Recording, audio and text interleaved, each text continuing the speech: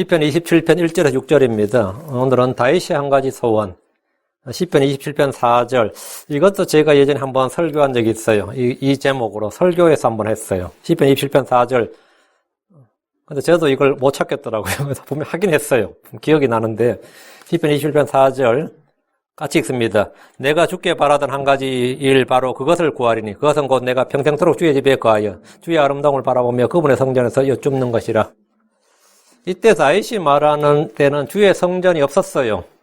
그리고 여러분 아다시피 사무엘이 어릴 때 언약궤를 잃어버렸죠. 그게 언제 돌아와요?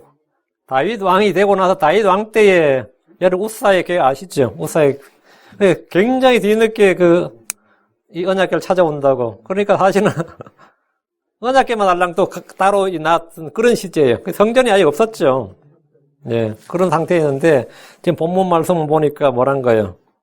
예, 성전에서 주의 전에서 내가 평생토록 주의 집에 거하며 주의 아름다움을 바라보며 그분의 성전에서 그분의 전에서 여쭙는 것이라는데 그때는 사실 전이 없었단 말이지. 그럼 해석을 어떻게 하는 거냐? 이렇게 된 거죠. 어쨌든 기도하고 시작합시다. 이자적으로 주 하나님 감사합니다. 하나님께서 내 주에서 오늘 주의 말씀을 선포합니다. 주의 첫날 이 말씀을 듣는 모든 혼들을 기억하여 주시고 복을 주실 간과없고 아버지 하나님께서 은혜 베푸셔서 또 주의 신선한 기름을 위로부터 부어주셔서 모든 성도들이 정말 영적 제사장으로서 다윗과 같은 선한 소원과 또 선한 의지와 또 주 앞에 드리고자 하는 것들 또 바라는 것들을 아뢰 때 주님께서 또 열납하시고 그것들을 들어주실 간구합니다. 특별히 이 시간 은혜가 넘치길 원합니다. 복을 주십시오. 주의 승 기도합니다. 아멘. 아멘. 시편 27편을 공부하겠습니다. 시편 27편은 다윗의 시죠. 다윗의 시라고 적혀 있으니까 다윗의 시죠. 여기서 다윗은 자신의 평생의 한 가지 소원을 말합니다. 솔로몬의 소원은 백성을 재판할 지혜와 명철을 구하는 것이었습니다. 그걸 하나님께 얻는 것, 지혜와 명철이었고 한나의 소원은 뭐였어요? 불임이었기 때문에 자기 몸에서 사내아이 하나를 낳는 것이었습니다. 아브라함 역시 상속자 하나 얻는 것이 소원이었습니다. 엘리사의 소원은 스승 엘리야가 가졌던 영의 목, 2배 몫을 자기에게 있기를 원했습니다. 사람들마다 소원이 있을 겁니다. 출애굽의 지도자 모세는 광야에서 죽기를 소원했습니다. 그러다 이제 모압 땅에서는 꼭 가나안 땅에 들어가는 것을 소원했습니다. 물론 둘 다 리젝트가 됐어요. 모세의 소원은 둘 다 리젝트가 됐고 이세벨을 피해서 광야로 도망가던 엘리야도 광야에서 죽기를 구했고 대언자 요나도 죽기를 구했습니다. 하나님께서 그들의 기도는 전부 다 리젝트 하셨어요. 고통 중에 있으면서 아무런 소망이 없을 때 사람들은 죽음을 구합니다. 대환란 때 어린 양의 진노가 쏟아지면 땅에 사는 사람들의 소원은 죽음입니다. 그들은 산들과 바위들에게 계시록 6장 10절에 보면 우리 위에 떨어져 왕좌에 앉으신 분의 얼굴에서 어린 양의 진노에서 우리를 숨기라. 차라리 우리가 그냥 사고로 죽기를 원한다는 거죠. 산사태로 아니면 산에 바위가 떨어져서 자기가 죽기를 원한다. 이랬는데 그러나 그들의 이런 소원은 응답되지 않았습니다. 계시록 9장 6절에 그날들에는 사람들이 죽음을 구하여도 그것을 찾지 못하였고 죽기를 바라나 죽음이 그들을 피하려다. 왜 이렇게 사람 안 죽는 거야? 죽질 않네 이거지. 죽는 것도 마음대로 하지 못하는 세상이 주의 날입니다. 갈렙의 딸들은 아버지에게 밭을 구하고 우물을 구했습니다. 바세바의 소원은 아들 솔로몬이 왕이 되는 것이었습니다. 느헤미야의 소원은 예루살렘의 성벽이 재건되고 도시를 다시 세워지는 것이었습니다. 살롬의 소원은 아들 둘이 있었는데 주의 왕국에서 하나는 주의 오른편에 하나는 주의 왼편에 앉는 것이었습니다. 주께서 소경들에게 내가 너에게 무엇을 해주기를 원하느냐 말하자 그들은 곧바로 시력을 받게 해주시옵소서 이렇게 구했습니다. 나병 환자의 소원은 자기 몸이 깨끗하게 되는 것이었습니다. 헤롯의 딸은 침례자 요한의 목을 구했고 빌라도의 법정에 왔던 유대인들은 바라볼 구하고 예수님의 죽음을 원했습니다. 마가복음 15장 12절에 그러면 너희가 유대인들의 왕이라 하는 자 내가 하는 자는 내가 어떻게 하기를 원하느냐 했을 때 그들은 십자가에 못 박아서서라고 했었습니다. 여러분은 뭘 원합니까? 주를 한 번만이라도 만나보고 싶다. 주를 한 번만이라도 만나보고 싶다는 크리스천들이 매우 많습니다. 꿈이나 환상에서라도 주 하나님을 직접 보고 싶다고 그런 소원을 가진 분들, 그렇게 기도하는 분들 수두룩합니다. 주께서 내가 너희에게 무엇을 해주기를 원하느냐고 하신 적이 있습니다. 주께서 내가 이것을 물으시면 주께서 내게 이걸 물으시면 말이에요. 지금 여러분 뭘 구하겠습니까? 내가 너에게 무엇을 해주길 원하느냐? 그럼 여러분 뭘 구하겠어요? 저마다 급한 것부터 구할 겁니다. 자기 제일 급한 것. 그러면 이제 급한 거 구해놓고 얻으면 나중에 후회할 거예요. 아, 다른 거 구했어야 되는데. 이게 아니라 다른 걸 구했어야 되는데 아마 그럴 겁니다. 아마 지금 여러분에게 주님께서 내가 내게 무엇을 해주길 구하느냐 그러면 며칠만 시간을 주십시오. 고민 좀 해보겠습니다 하는 사람도 있을 겁니다. 응? 별별 사람 다 있을 거예요. 전에 교회에서 이 주제로 서로 이야기를 나눈 적이 있는데, 제가 인천에 있을 때인데, 저희 교회 어떤 형제가 자기에게 한 가지 소원을 말하라고 하면, 지금도 기억이 나요. 자기 한 가지 기도 제목 딱 주님께서 나한테 한 가지 소원을 말해라 들어주겠다 그런다면, 주여 5초 안에 오시옵소서. 이게 자기 그 소원이라 그랬어요. 주여 5초 안에 오시옵소서. 자기 재림의 열망과 소망을 이제 공개적으로 말한 거였죠. 근데 그분 아들이 옆에 있다가, 니는 소원이 뭐냐, 뭘 기도하겠냐 물었더니만, 지금 이 땅에 있는 모든 사람이 다 구원받는 것이라고 했습니다. 그 아버지가 좀 뻘쭘해졌어요. 야, 아들이 좀 더 영적인 것 같아. 응? 그 아버지는 뭐죠? 삶이 고달픈 거예요. 삶이 너무 고달프니까 5초 안에 주님 오시는 게 제일 좋은 거고, 아들은 아직 초등학생이었거든요. 철이 없는 거지. 그러니까 이 순전한 마음에 모든 사람이 구원받기를, 그 하나님의 뜻이에요, 그거 사실은. 하나님께서 모든 사람이 구원받기를 원해요. 모든 사람이 회개에 이르기를 원하시고. 다윗은 소원이 뭐였느냐, 이거. 그가 평생토록 주의 집에 거하여 주의 아름다움을 바라보며 그분의 성전에서 여쭙는 것이라고 했습니다. 이게 지금 4절이에요. 사도 바울의 소원은 뭐였느냐? 주 예수를 얻고 그분 안에서 발견되는 것이었습니다. 자, 본문을 보겠습니다. 1절. 주는 나의 빛이시요 나의 구원이시니 내가 누구를 두려워하리요? 주는 내 생명의 힘이시니 내가 누구를 무서워하리요? 예수 그리스도는 세상의 빛이시고 사람들의 빛이고 그분은 생명의 빛이시고 true light, 참 빛이십니다. 요한복음 1장 9절에 그분은 참 빛으로 세상에 들어오는 모든 사람을 비추느니라. 사람들이 빛을 받았다는 말을 가끔 하는데 사람들이 받는 직관, 영감, 그 인스피레이션이라는 거, 인투이션, 인사이트 이런 것은 모두 빛이신 주님으로부터 오는 겁니다. 사실 예술가들이 갖는 영감도 마찬가지예요. 그래서 자기들이 그냥 번뜩 떠오른다 이게 아니라 주님이 비춰주신 거예요. 응? 어떤 사람이 소설가가 갑자기 내 마음에 영감이 막 솟아오른다. 예술가도 영감이 솟아오른다. 건축가들이 건축 설계하다 디자인이 떠오른다. 그런 그 인사이트가 어디서 오느냐, 그런 인스피레이션이 어디서 오느냐. 주님이 주신 겁니다. 꼭 크리스천들에게만이 아니에요. 사람들이 가진 사실 그런 그 예술적 영감, 언어적 영감, 어떤 그 창조적 영감은 다 사실 하나님으로부터 오는 겁니다. 하나님 주신 지혜와 권능이에요. 사람들이 인정 안 하겠지만, 만약 그렇지 않다면 주님으로부터 온 게 아닌데 그런 영감이 있다. 그거는 대부분 다 빛의 천사로 가장하는 마귀로부터 온 겁니다. 사악한 거죠.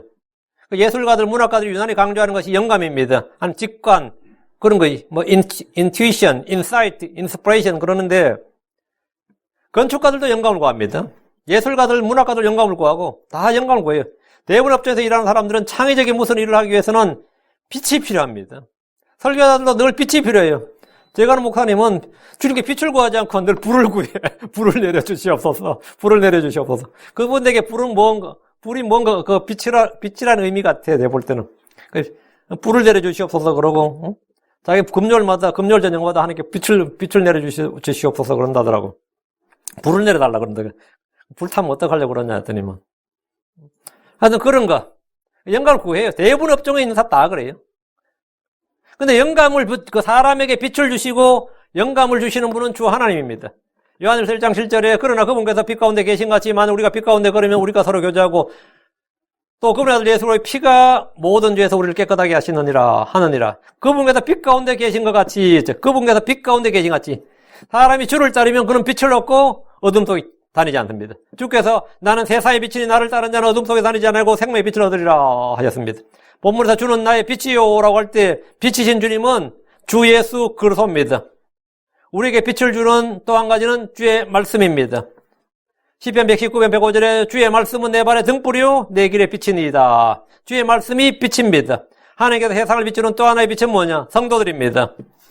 마태복음 5장 14절에 너희는 세상의 빛이니 산 위에 세운 도시가 숨기지 못하리라. 너희는 세상의 빛이니 했습니다. 하나님은 주의 백성들을 빛을 비추는 등불로 삼으셨습니다. 크리스천들은 빛의 자녀들입니다. 주께서 빛을 믿으라. 그리하면 너희가 빛의 자녀들이 되리라 하셨는데 세상의 빛, 생명의 빛, 사람들의 빛인 주 예수를 믿으면 그는 빛의 자녀가 되는 겁니다. 우리는 빛이신 주님을 세상에 비추는 빛의 자녀, 낮의 자녀입니다. 에베소 5장 8절에 너희가 한때는 어둠이었으나 이제는 주 안에서 빛이니 빛의 자녀들로서 걸어라 했고, 데살로니가서 5장 5절에 너희는 다 빛의 자녀요 낮의 자녀니라. 우리는 밤이나 어둠에 속하지 아니하니라. 하나님께서 세상에 사람들에게 빛을 주는 방법. 주 예수 하나님께서 뭐라 빛이시다 했죠. 그다음에 하나님 말씀이 빛이라 그랬어요. 다음에 뭐라고? 이 성도들이 주님을 비추는 빛입니다. 이 세 가지로 사람들에게 조명을 주는 거예요. 빛을 주는 거예요. 다시 1절. 주는 나의 빛이시오. 또 나의 구원이시니 내가 누구를 두려워하리요. 주는 내 생명의 힘이시니 내가 누구를 무서워하리요. 그래서 이 시편을 계속 강의하면서 하는 말에 같은 구절 내에 의미가 중첩된다 그랬죠. 예. 앞에 내가 누구를 두려워하리요나 뒤에 내가 누구를 무서워하리요 같은 말이죠. 주는 나의 빛이시요. 또 나의 구원이시니. 이게 뭐야? 주는 내 생명의 힘이시니. 왜 주님 내 생명의 힘이시냐면 나의 빛이시고 나의 구원이시기 때문이에요. 예. 그럼 주는 나의 구원이시니 이제 주님 나의 구원자, 구출자, 구조자십니다. 그때 본문에서 구원자가 아니라 구원이라고 했죠. 주는 나의 구원자신이 아니고 주는 나의 구원이시니 이럴 때 이 구원자신이 안 하고 구원이시니 이렇게 말하면 이것은 더 강조한 표현이에요. 구원자보다 구원이 더 강조한 말이라고요. 주는 나의 구원자란 말보다 주는 나의 구원이시다. 이 말은 훨씬 더 크고 강한 편입니다. 그는 힘센 사람이다. 이거보다 그는 힘 자체야. 그는 힘이야. 그 사람 힘이야. 그는 힘센 사람보다 더 강조한 표현이라고. 그 사람은 지혜자다 그러면 지혜로운 사람이다죠. 그 사람은 지혜야. 그럼 뭐죠? 지혜자보다 지혜란 말이 훨씬 더 강조한 표현이에요. 그러니까 하나님은 구원자시다. 물론 다 맞는 말이죠. 주는 나의 구원이시다 그러면 구원자보다 구원이 그 자체라고. 그 더 강조하고 더 훨씬 더 크고 강한 표현이에요. 주 예수님 나의 구원자십니다. 아멘이죠. 주 예수님 나의 구원이십니다. 그 말은 구원자보다 더 크고 강한 표현이란 말이지. 구원과 구원자를 동의어로 사용하는데 이 구원이라는 표현이 더 강한 표현이라고 그랬어요. 근데 이건 성경에 몇 번 나옵니다. 구원은 유대인에서 나온다 이런 표현이 있죠. 요한복음 4장 22절. 구원은 유대인에서 나며 할 때 구원자는 유대인에서 나는 거예요. 구원은 유대인에서 난다 이랬단 말이죠. 그래서 구원은 구원자란 뜻이에요. 구원이 삭개오 집에 갔을 때 주님께서 구원이 이 집에 이르렀도다 이랬죠. 구원자가 이 집에 이르렀다 이 말입니다. 구원과 구원자 동의어인데 구원이 더 강한 표현이라고 했고요. 사도행전 28장 28절 사도 바울이 구원이 이방인들에게 보내졌도다 이랬거든요. 주의 구원이 이방인들, 구원자 예수 그리스도를 이방인들 선포한다죠. 구원자와 구원의 동일한 의미고 우리의 구원이 우리가 믿었을 때보다 더 가까이 있기 때문이라 이런 말씀이 있는데 우리의 구원이 우리 이미 구원받은 자지. 근데 우리의 구원이 더 가까이 있다 이 말은 뭐죠? 우리의 구원자가 더 가까이 있다 이 말입니다. 우리의 구원자 예수를 우리 그때 몸의 구원을 말하는데 이것은 구원을 구원자로 표현한 겁니다. 시편 38편 22절에도 속히 나를 도우소서 오 주 나의 구원이시여 오 주 나의 구원이시여 했는데 사실은 오 주 나의 구원자시여 이 말인데 오 주 나의 구원이라는 말씀대로 주님이 바로 나의 구원이시다. 그분이 나의 구원자 나의 구원이시다. 주님은 나의 구원자시고 나의 구원이 되셨습니다. 그러니까 내가 누구를 두려워하리요? 내가 누구를 두려워하리요? 누굴 두려워하죠? 우리가 두려워할 분은 딱 한 분이에요. 주 하나님입니다. 그 주의 말씀에 두려워 떠는 거예요. 우리가 두려워야 할 대상은 주님과 그분의 말씀이죠. 주를 두려워하고 주의 말씀에 떨면 그는 은혜를 받고 주의 보살핌을 받습니다. 주를 두려워하면 우리를 두렵게 하는 것은 없어집니다. 주를 두려워하는 자는 세상을 두려워하지 않습니다. 마귀를 두려워하지 않고 대적합니다. 사람들을 두려워하지 않습니다. 사람을 두려워하면 올무에 걸립니다. 주를 두려워하면 갑작스러운 재난의 두려움에서 벗어나 평안히 거합니다. 주를 두려워하는 자는 사망을 두려워하지 않고 죽음을 두려워하지 않습니다. 이 세상 사람들은 예외 없이 누구나 죽음을 두려워합니다. 질병도 두렵고 가난도 두렵고 경제적 파산도 두렵고 가정이 깨지는 것도 두렵고 누가 헤어지는 것도 두렵고 두려운 게 많아요. 주를 두려워하십시오. 그에게는 모든 두려움으로부터 벗어나는 긍휼과 은혜가 임합니다. 주를 두려워하는 자들에게는 부족함이 없습니다. 시편 34편 9절에 오 주의 성도들아 너희는 그분을 두려워하라. 그분을 두려워하는 자들에게는 부족함이 없도다. 그분을 두려워하는 자에게는 부족함이 없다 그랬죠. 다윗은 수많은 위험을 겪었던 사람입니다. 그런 그가 두려워할 것이 없게 된 것은 그가 주의 두려움, 주의 말씀의 두려움 가운데 서 있었기 때문입니다. 시편 119편 161절에 통치자들이 까닭없이 나를 핍박하였으나 내 마음은 주의 말씀의 두려움 가운데 서 있나이다. 자기가 핍박을 받았단 말이죠. 그때 상당히 위험을 많이 느꼈죠. 생명 위험을 많이 느꼈죠. 다윗이라고 그런 게 없었냐면 죽을 위험을 수없이 겪었어요. 근데 내 마음은 그 사망의 두려움 가운데 서 있는 게 아니라 주의 말씀의 두려움 가운데 서 있었다는 거예요. 그러니까 주의 말씀의 두려움 가운데 서 있으면 사람이 두렵지 않고 세상이 두렵지 않고 장래가 두렵지 않아요. 재난도 두렵지 않고 칼, 기근, 역병 그런 것들 그리고 통치자들이 두렵지 않다고. 근데 주를 두려워하지 않으면 모든 게 다 두렵습니다. 다 두려워요. 지금 여러분 안에 무슨 두려움이 있다면 여러분이 마땅히 가져야 할 두려움을 갖고 있지 않다는 증거입니다. 여러분이 두려워해야 될 분을 두려워하고 있다면 사람들이 생각할 때 저는 무섭지도 않나 싶은 걸 무서워하지 않습니다. 크리스천들 특징이에요. 그래서 그 사람들은 주를 두려워하는 사람, 주의 말씀을 두려워 떠는 사람은 모든 두려움에서 벗어나서 자유와 해방과 안식을 얻게 됩니다. 나를 사랑하신 하나님의 사랑을 기억하십시오. 주의 사랑, 그분이 보여주신 사랑, 내 마음에 부어주신 사랑은 모든 두려움을 내쫓습니다. 그래서 요한일서 4장 18절에 사랑에는 결코 두려움이 없고 완전한 사랑은 두려움을 내쫓나니 이런 두려움에 고통이기 때문이라. 두려워하는 자는 사랑 안에서 완전하게 되지 못하였느니라. 어떤 사람은 과거의 지난 행적들, 지난 일들을 기억하면서 두려움에 떠는 사람이 있고 고통 가운데 있는 사람이 있고요. 어떤 사람은 아직 다가오지 않는 미래에 대해 생각하면서 고통과 두려움 가운데 떠는 사람이 있어요. 그러니까 두려움이 참으로 다양한 형태로 옵니다. 하나님이 우리에게 주신 것은 두려움의 영이 아니라 권능과 사랑과 건전한 생각의 영입니다. 다시 1절입니다. 주는 내 생명의 힘이시니 내가 누구를 무서워하리요? 누구를 무서워합니까? 주는 내 생명의 힘이시니, 이 말은 다윗의 믿음이고 신앙 고백입니다. 믿음의 선한 고백이에요. 우리는 이런 고백을 붙들어야 됩니다. 주께서 나의 뭐뭐이시다. 주께서 나의 힘이시다. 주께서 나의 생명이시다. 주께서 나의 구원이시다. 주께서 나의 방패시다. 주께서 나의 뭐뭐뭐이시다 할 때, 주께서 나의 뭐뭐이시다. 이 사실이 팩트죠. 팩트의 진술문이라고. 이런 진리를 알고 믿으면 그에 따르는 결과와 열매는 다양한 현상으로 내 안에서부터 드러납니다. 내 안에서부터 시작돼요. 내 안에서부터, 내 마음에서부터. 그게 평안과 기쁨으로부터 시작해서 주는 나의 목자시다. 주는 나의 구원자시다. 주는 나의 빛이시다. 주는 나의 아버지시다. 그 주는 나의 목자시다 그러면 나는 양들로서 모든 절대적인 필요를 공급받는 겁니다. 그리고 절대적인 안전과 보호. 주는 나의 구원이시다 그러면 난 구원받는 거예요. 주는 나의 빛이시다 그러면 나는 어둠에 다니지 않는 겁니다. 주는 나의 아버지시다 그러면 나는 자녀로서 모든 걸 아버지로서 상속받는 거예요. 주는 나의 방패시다 그러면 적을 두려워할 필요가 없는 겁니다. 안전한 안전이죠. 주는 나의 무엇이다 이렇게 여러분 무엇이라고 믿고 고백하던 그 말씀에 힘과 권능과 생명이 있습니다. 말씀이 힘이에요. 말씀이 힘이라고. 말씀이 살아있고 권능이 있고 말씀이 열매를 맺는 씨앗이에요. 여러분 뭘로 믿어? 주는 무엇이다. 내가 뭐로 믿든 간에 주가 나의 빛이시면 난 어둠에 다니지 않고 걸려 넘어질 것이 없습니다. 주가 나의 구원이시면 두려워할 만한 사람이 없습니다. 이 세상에서는 참 사람들이 참 담대해 보이는 사람도 사실 짖는 개가 물지 않는다 그런 말이죠. 물지 못한다는 말이죠. 정말 그래요. 이 굉장히 담대해 보이고 용기 있어 보이는 사람이 사실은 두려움에 떱니다. 아버지를 두려워하는 자식이 있고 자식을 두려워하는 부모가 있습니다. 자식 두려워하는 부모 있을까 싶죠? 자식 두려워하는 부모 있습니다. 전화마도 경기를 일으켜요. 자식이 전화만 해도 막 놀라서 소위 막 우한청심만 먹어야 된다 그런 사람이 있어요. 있는 정도가 아니라 많아요. 자식이 무서워요. 남편을 무서워하는 아내가 있고 자기 아내를 두려워하는 남편도 있습니다. 여러분이 마누라 무서워하는 남편이 있을까 싶지만 너무 많습니다. 너무 많아요. 선배를 두려워하는 사람도 있고 상사를 두려워하는 사람도 있고 미국에 사는 이 에이시언들은 말이죠. 흑인이나 백인이 다 무섭습니다.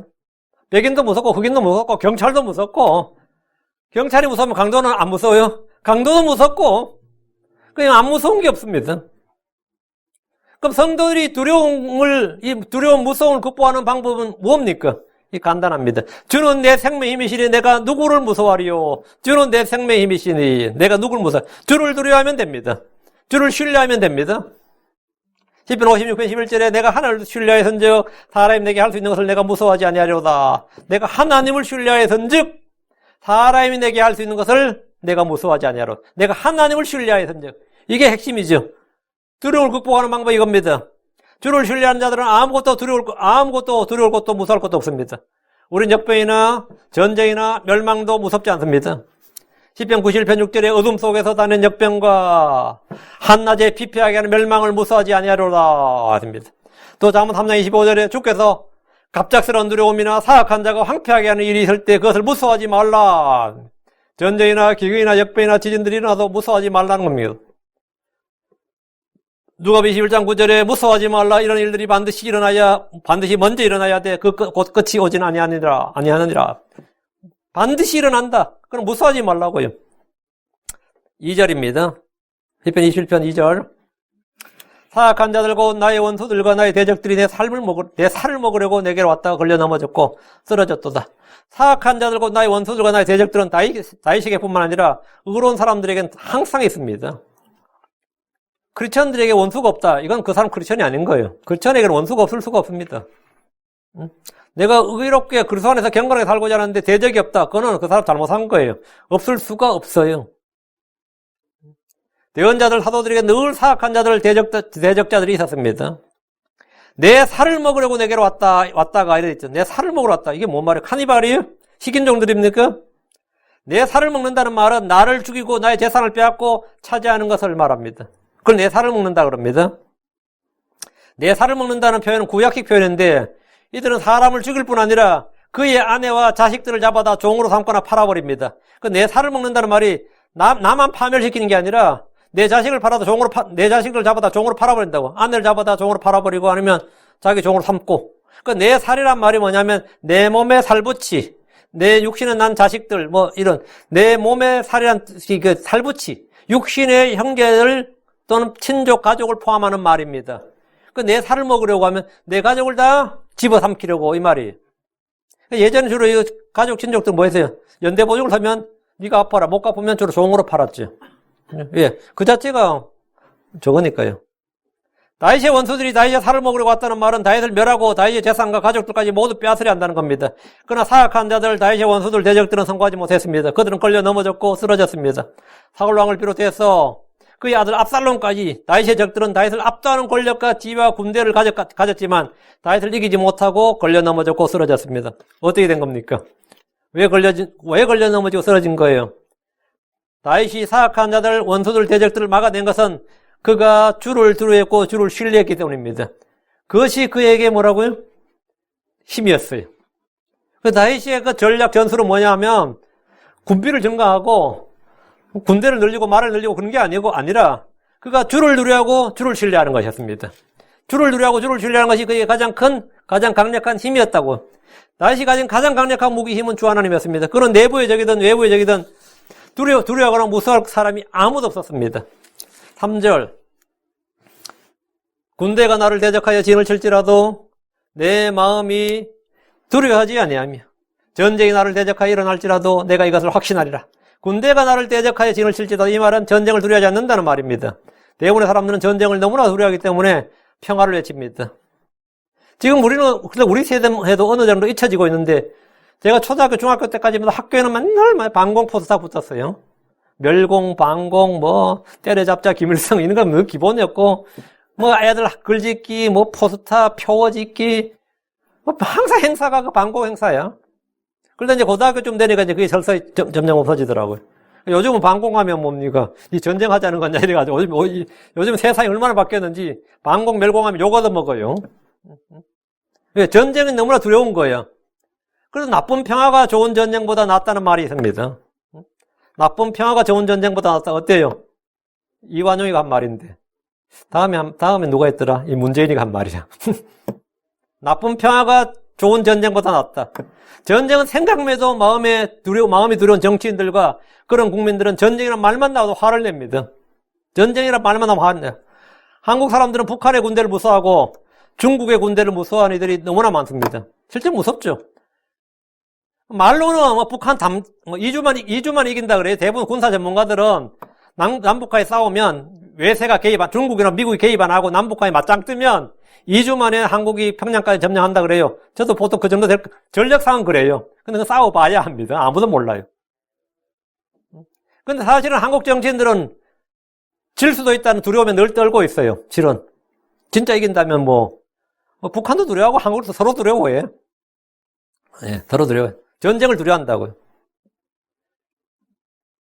특히 한국, 중국이 가장 두렵지. 중국이 두렵지. 미국은 가장 전쟁을 많이 치른 나라들 중에 하나입니다. 미국은 미국이 제국이잖아요. 역사상 가장 관대한 제국이라 하지만 가장 전쟁을 많이 치른, 전쟁이 끊이지 않는 나라지, 지금 미국은. 그래서 전쟁을 무서워하지 않는 것 같지만 사실은 미국은 전쟁을 굉장히 두려워합니다. 그래서 이 전쟁을 시작을 해놓고 뭐 하냐면 시작하자마자 곧바로 뒤에서 휴전협상, 평화협상을 진행합니다. 그러니까 군인들은 앞으로 내보내고 정치인들은 뒤에서 휴전협상을 시작해요. 그 남북전쟁에서도 그랬습니다. 3년 반 만에 끝난 이유는 계속해서 뒤에서 휴전 협상을 한 거예요. 빨리 휴전하고 끝내려고 얼마나 애를 썼는지 모릅니다. 너무 많이 죽고 나오고 하니까 이기려는 목표를 가진 게 아니라 어느 정도 선에서 끝내고 휴전하려는 게 전쟁의 목표예요. 미국은 항상 전쟁이 그래요. 그래서 승리한 전쟁이 없어요. 미국은 전쟁을 그렇게 많이 치렀지만 여러분 생각할 때 미국 이긴 전쟁이 있나 생각해 보시면 돼요. 베트남 전쟁 졌습니다. 물론 베트남이 박살이 났지만 전쟁은 미국이 졌어요. 임진왜란 꼴이지. 여러분 임진왜란에 한국 이긴 것 같아요? 진 것 같아요? 한국이 이겼어요. 7년 만에 하여튼 일본이 물러났다고. 이기면 뭐해? 그 실질적인 패전이지. 박살은 한국이 났다고. 베트남이 물론 박살이 났지만 전쟁은 미국이 졌어요. 아프간 전쟁도 미국이 졌습니다. 한국 전쟁은 미국이 이긴 것 같아요? 진 것 같아요? 진 겁니다. 빨리 휴전하고 그냥 군대 빼버렸다고. 이라크 전쟁은 이긴 것 같은데, 그나마 이제 이라크 전쟁 이긴 것 같은데 이긴 것 같지가 않고, 아프간 전쟁은 어느 날 그곳을 그냥 포기하고 돌아버렸습니다. 지금은 우크라이나에서 우크라이나 무기와 물자를 쏟아붓고 있는데, 러시아가 지금 특수군사작전이라 그럽니다. 러시아는 전쟁이라 그러지 않아요. 지금 군사작전이라 그래요. 근데 러시아가 진짜 열받아가지고, 전면전 선포해버리면, 미국은 그날 바로 전화 걸어서 휴전하자 그럴 겁니다. 그러니까 푸틴은 벌써 이게 깨가 다 아는 거야. 미국이 전쟁을 두려워하는 걸 알아요. 그래가지고 한 번이라도 우리 전면전 한다. 응?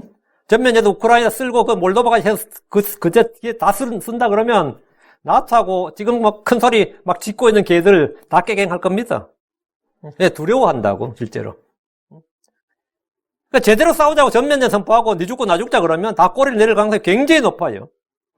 나이가 같이 군대가 나를 대적하여 진을 쳐도 두려워하지 않는 사람은 할 거의 없죠. 근데 성령이 몇 명 있어요. 다윗이 두려워하지 않았다. 히스기야나 아시리아 군대가 진을 쳤을 때, 예루살렘 성벽을 완전히 둘러싸서 포위했을 때 그의 마음은 두려워하지 않았습니다.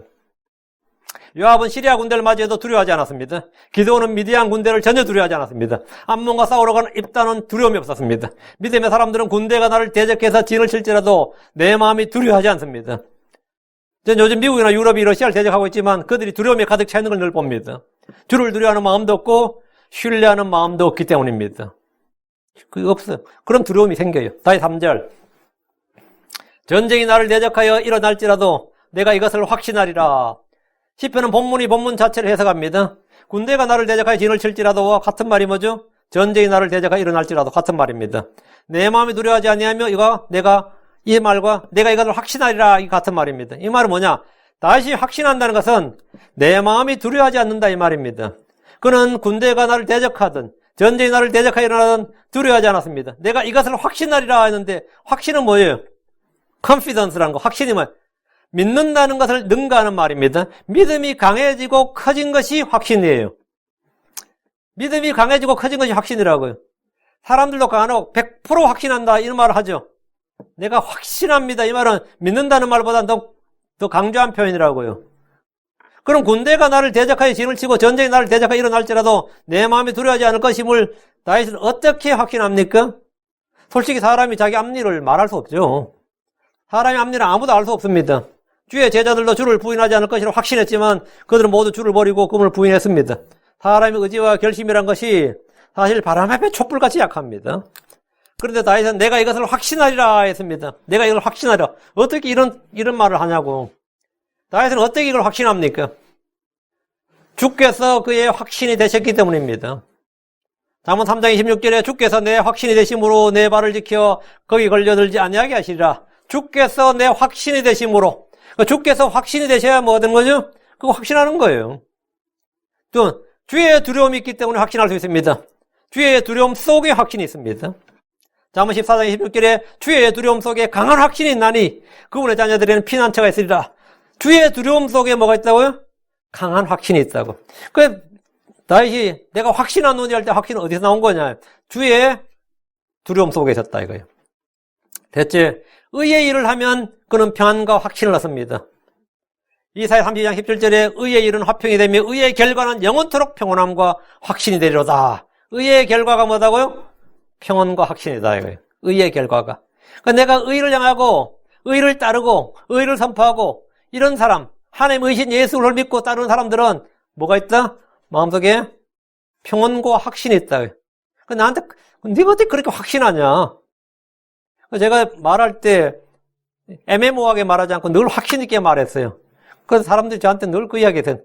윤영진 너무 강하게 말한다. 너무 자신 있게 말한다, 이게. 내가 내 장래나 내 일에 대해서는 확신 있게 말 못하지. 하나님의 말씀에 대해. 지나치게 확신한 것은 대부분 교만한 사람들의 특징이래요. 그래서 저는 절대 난 교만한 사람 되는데, 어떻게 이 진리를 내가 이게 진리다, 이걸 확신하느냐, 이거예요. 어떻게 이게 진리다. 이게 하나님의 말씀이 이게 진리다. 이 일이 된다. 이걸 어떻게 확신하느냐. 이거예요.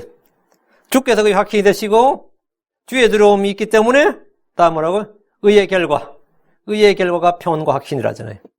넷째, 주를 통해 우리는 확신합니다. 자기 확신이 아니에요. 갈라디아 5장 10절에 나는 주를 통하여 너희에 대해 확신하되, 나는 주를 통하여 너희에 확신하되. 주를 통해. 예. 주를 통해 얻은 확신보다 더 크고 강한 확신이 없습니다. 바울은 여러 차례 확신하노라, 확신 속에서 우리가 확신에 차서 말하노니 우리가 항상 확신에 차서 확신 있게 나는 확신하노라. 이게 얼마나 많이 나와요. 바울 사실을 봐요. 바울은 한 번도 애매모호하게 말하지 않았습니다. 그럴 수도 있고 아닐 수도 있고 그런 건 없어요. 진리를 선포하는 사람들은 그런 건 없어요. 확신 가운데 자기도 확신하지 못하는 말을 자기도 확신하지 않는 걸 말한다는 자체가 사실은 뭡니까? 위증이지. 설교자가 자기도 확신하지 못하는 걸 물론 아닐 수도 있지만, 이러면서는, 설교하다가 중간에 그래, 사실은 아닐 수도 있지만, 지가 지 입으로 그래. 그런 소리 여러 번 들었어요. 아닐 수도 있지만, 이게 뭔 말이야? 거짓말일 수도 있다, 이 말이야. 지도 말하면서. 자기도 확신 못해. 응? 여러분 그런 거 들어본 적 없어요? 여러분 인터넷에서 설교 듣고 많이 듣고 할 거 아니에요? 물론 다 그런 건 아니지만, 이러고. 성경 말씀에는 그런 게 없어요. 사람 일은 그래. 다 그런 건 아니고, 아닐 수도 있고, 일 수도 있고. 사람 일이란 건 다 그래요. 사람 일이란 건 다 그렇게 말하는 게 맞아. 아닐 수도 있고, 안 될 수도 있고. 주의 말씀에는, 얘는 아니오는 아니오라지. maybe 이건 아니에요. it may be, it might be, 이러면 이거 끝난 거야, 그건 이미. 그건 말도 안 돼서. yes 아니면 no지. nay, nay라잖아요. 예를 예라고 노를 노라라 이 말입니다. 이게 이분법이에요, 이분법. 어때는 확실히 갖는 우리가 예수를 통해서 확실히 갖는다고. 그래서 고린도후서 3장 4절에 우리가 그리스도를 통해 하나님을 향하여 이 같은 확신을 가지고 있으니, 그 바울이 가졌던 확신이 나는 그냥 예절에 있어서 하는 확신이 아니란 말이죠. 우리가 그리스도를 통해 하나님을 향하여 이 같은 확신을 가졌다. 그리스도를 통해 얻은 확신이다 이 말이에요. 그리스도를 통해서 얻은 확신이다. 다섯째, 그분의 믿음을 통해서 우리는 담대함과 확신을 갖습니다. 에베소 3장 12절에 그리스도 안에서 우리가 그분의 믿음을 통해 담대함을 가지며 또 확신 있게 나아감을 얻느니라. 예. 그를 통해서 그분의 믿음을 통해 우리가 그분의 믿음을 통해 담대함을 가지고 확신 있게. 여섯 번째, 우리는 믿음을 통해 확신을 갖게 됩니다. 우리는 배움을 통해 확신을 갖게 됩니다. 디모데후 3장 14절에 그러나 너는 배워서 확신하게 된 것들 안에 가라. 내가 그것들을 누구에서 배운 줄 알며. 그러나 너는 배워서 확신하게 된 것들 안에 가라. 배워서 확신하게 된 것들. 하나님의 말씀을 계속 배우면 여러분 충만한 확신 가운데 거하게 됩니다. 충만한 확신 가운데. 알면 확신하게 돼요. 우리 킹제임 성경 믿는 신자들 중에서도 교리가 부딪히는 거 꽤 많아요. 목사들끼리도 의견이 같지 않습니다. 그런데 차이가 뭔지 알아요? 확신의 정도에서 차이가 나요. 그들은 애매모호해. 긴가민가 한 게 많아. 어느 신학자는 그렇게 말하고 그쪽에서는 반대로 말하고. 근데 이것도 내가 확신할 수 없고 저것도 확신할 수 없어. 둘 다 받아들이면 설교에서 둘 다 말해 보통. 그런 사람 보통 중립이라 그래요. 중도 중립이라 그러는데 그런 분들 굉장히 많습니다. 그런 분들이 온유한 목사 되고 그래요. 부드러운 목사 그러니. 근데 저처럼 이렇게 유니콘처럼 뿔이 하나밖에 없어, 그죠? 이렇게 나간 사람들은 이거 하나밖에 없어.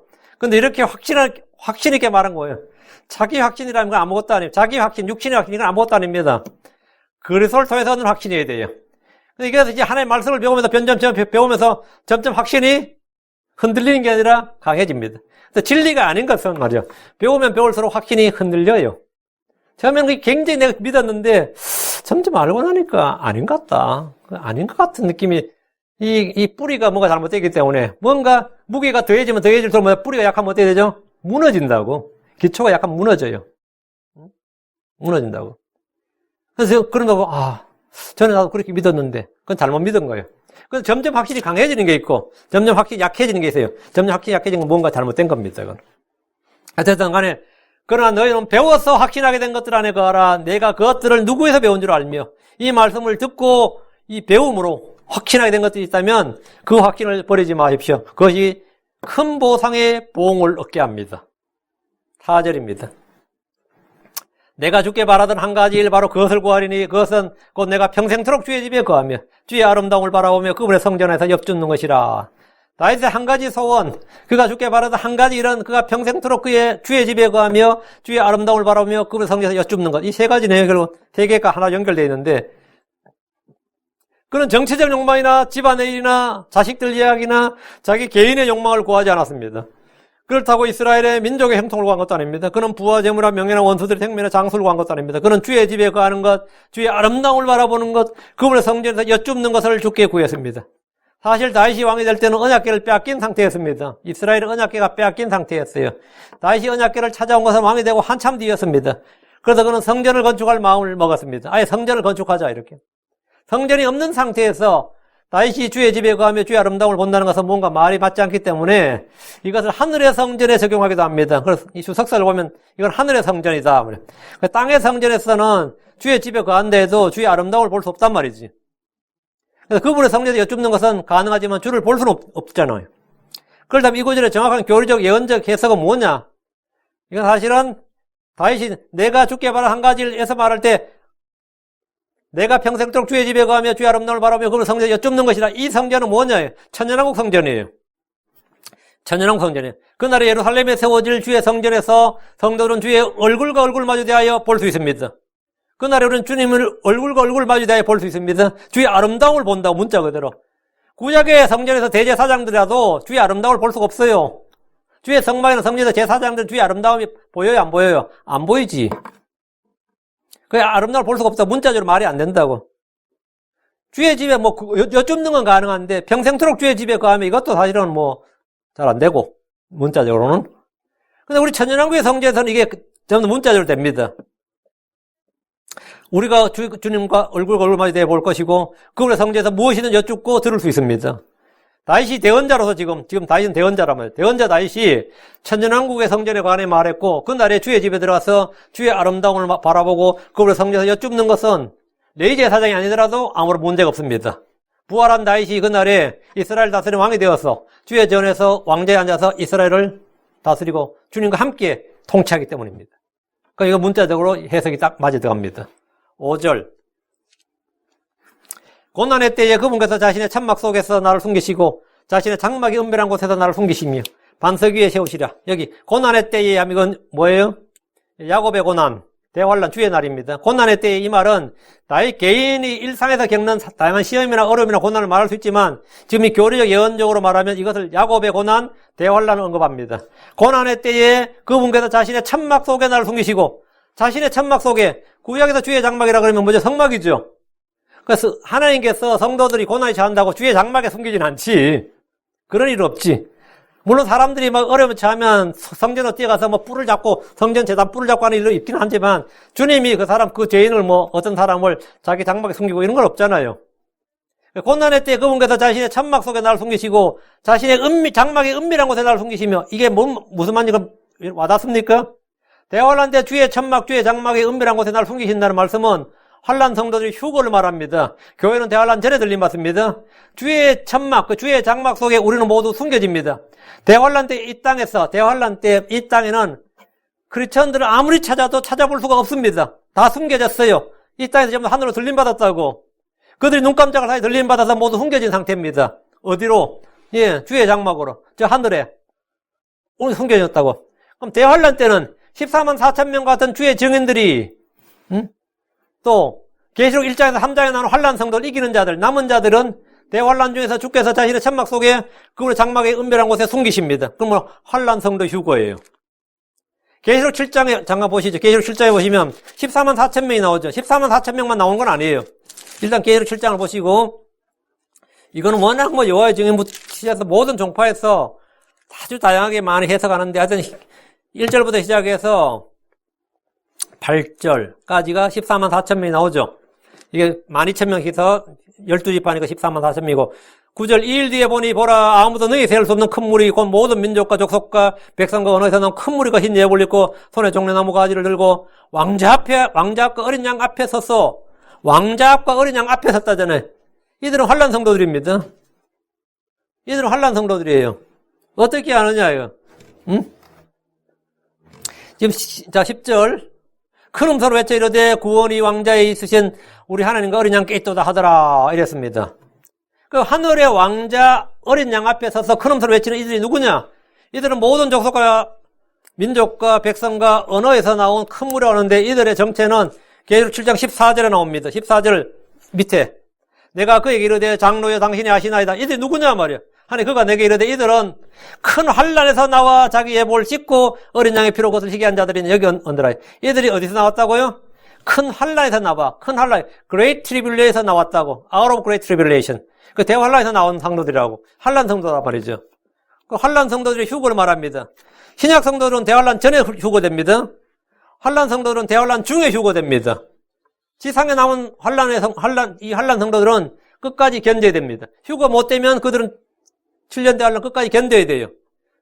아니면 죽음을 당해야 돼요. 순교자 죽임을 당하기도 합니다. 그 제당 아래에 있는 혼들 그러죠. 그 살아남은 자들은 큰 독수리에서 날개를 받아서 광야로 도망을 가게 되는데 광야로 도망가는데 그 광야가 어디냐면 에돔의 페트라예요. 여러분 인디애나 존스에 보면 그 영화에 그 페트라 성이 나오지. 페트라가 나오지. 응? 그 앞에 입구가 1m도 안 되는. 근데 거기는 한 명이 1000명을 막을 수 있는 곳이지. 그 페트라로 이제 성도들이 숨는 거예요. 그 페트라가 뭐죠? 페트라가 반석입니다. 이들은 숨김을 받는 성도들이에요. 반석 위에 세우시리라. 주 예수님이 교회의 반석이시고 영적 반석입니다. 그분은 머릿돌이고 모퉁이돌입니다. 그분은 기초석입니다. 대환란 때에 남은 자들이 도망가는 것이 페트라 반석입니다. 주께서 그들을 반석 위에 세우신다는 말은 그날의 문자 그대로 성취됩니다. 그들은 반석 위에 섭니다. 다시 10편으로 와서 27편으로 와서 6절. 이제 내 머리가 나를 둘러싼 내 원수들 위로 들리리니 그런즉 내가 그분의 장막에서 기쁨의 희생물을 드리며 노래하되 참으로 노래로 주를 찬양하리라. 내 머리가 내 원수들 위로 들린다는 것은 승리자, 정복자로서 유언과 권위를 갖게 된다는 말입니다. 다윗을 둘러싼 원수들은 모두 그의 발 아래 무릎을 꿇고 머리를 숙게 됩니다. 다윗은 그들 앞에서 머리를 들었는데 이는 그가 승리자의 성을 뜻합니다. 다윗의 머리를 들게 해주시는 분은 주 하나님이십니다. 그럼 다윗의 원수들은 다윗 앞에서 머리를 들 수 있어요, 없어요? 못 들지. 무릎을 꿇고 머리를 다윗 앞에 숙여야 되는 거죠. 우리에게 승리를 주시는 분은 하나님입니다. 이 구절을 역사적으로 적용하면 전사 다윗이 전쟁에서 원수들 이기고 노량물을 취한 것으로 볼 수 있습니다. 영적으로 적용하면 그리스도의 좋은 군사로 부름받은 우리가 이 세상에서 믿음의 승리, 영적 승리, 믿음의 선한 싸움을 싸우는 것으로 볼 수 있습니다. 하나님 우리에게 빛의 갑옷, 하나님의 전신갑주를 입고 싸우게 하셨고 믿는 자에게 승리를 주심으로 원수들 위로 머리를 들게 하셨습니다. 죄와 싸우십시오. 이깁니다. 마귀를 대적해 보십시오. 마귀가 도망갑니다. 이깁니다. 세상을 십자가에 못 박으십시오. 육신의 정과 욕심을 대적해 싸우십시오. 여러분이 승리자가 되고 정복자가 됩니다. 자, 다시 6절, 이 구절을 예언적으로 해석하면 우리 주 예수 그리스도의 영광스러운 승리를 말합니다. 재림의 주 예수께서 이 땅에 오셔서 모든 원수들을 그분의 입에서 나오는 칼로 멸하시고 불로 태우시고 전능자의 큰 날에 있는 전쟁에서 모두 죽이시는 장면을 생각하시면 됩니다. 주 예수님께서 영화롭게 승리하시고 원수들을 밟으실 때 이제 내 머리가 나를 둘러싼 내 원수들 위로 들리리니 이 말씀이 문자 그대로 성취됩니다. 그때 사탄은 결박되어 끝없이 깊은 구덩이에 던져지고 그 짐승과 거짓된 언자는 산채로 불못에 던져집니다. 다시 6절. 그런즉 내가 그분의 장막에서 기쁨의 희생물을 드리며 노래하되 참으로 노래로 주를 찬양하리라. 다윗은 승리한 후에 그분의 장막에서 기쁨의 희생물 드리며 노래하겠다고 합니다. 승리는 믿는 자에게 주시는 하나님의 선물입니다. 기쁨의 희생물, 감사의 희생물, 의의 희생물은 성도들이 드려야 할 영적 희생물입니다. 우리 몸을 주께 드리는 것은 살아있는 희생물이고 영적 희생물입니다. 찬양은 입술에 송아지요 그분의 이름에 감사를 드리는 우리 입술의 열매입니다. 찬양은 자원하여 드리는 희생물입니다. 시편 54편 6절에 내가 주께 자원하 희생물 드리리이다. 오 주여 주의 이름이 선함으로 내가 주의 이름을 찬양하리니. 이 찬양의 희생물입니다. 찬양의 희생물. 노래로 주를 찬양하는 일은 성도들이 가장 쉽게 드릴 수 있는 영적 희생물입니다. 여러분 오늘 주님께 여러분 지금 그리스도의 제사장으로서 왕가의 제사장으로서 아니면 영적인 제사장들로서 내가 하나님께 영적 희생물을 드리고 싶다. 감사의 희생물을 드리면 됩니다. 주님께 감사의 기도를 하고 주님께 찬양을 하면 돼요. 찬양하는 가장 좋은 방법은 어떻게 찬양할지 잘 모르겠다면 노래로 찬양이 제일 쉬운 방법이지. 그 찬송 강곡 부르는 거예요. 노래로 주를 찬양하는 일은 성도들이 가장 쉽고 단순하게 하나님께 영적 희생물 드리는 방법이에요.